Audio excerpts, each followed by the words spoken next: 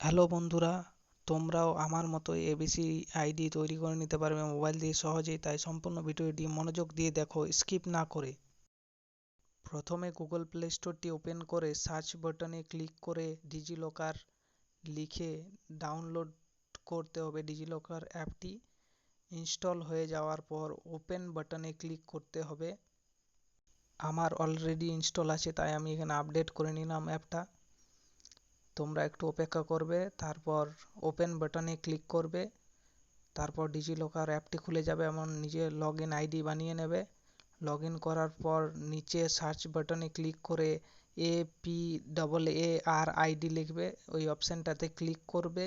তারপরে তোমার নাম দেবে, date of birth, male gender select করবে, ফিমেল হলে ফিমেল করবে, আইডেন্টি টাইপে তোমরা নন করবে। তারপর গেট ডকুমেন্ট বলে একটা অপশান থাকবে, ওইখানে ক্লিক করবে। তোমাদের ডকুমেন্টটা মানে এবিসি আইডিটা রেডি হয়ে যাবে। তারপর তোমরা ইস্যুডকে ক্লিক করে সেটা ডাউনলোড করতে পারবে। এপিআর আইডি বলে আসবে, এখানে দেখো চলে এসছে একাডেমিক ব্যাংক অফ ক্রেডিট মানে এবিসি আইডিটা।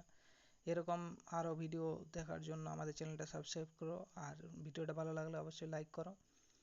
আর পরের ভিডিওটা তোমরা কোন টপিকের ওপর চাইছো কমেন্টে অবশ্যই জানাও। দেখা হবে নেক্সট ভিডিওতে, ততক্ষণ তোমরা সুস্থ থাকো, ভালো থাকো।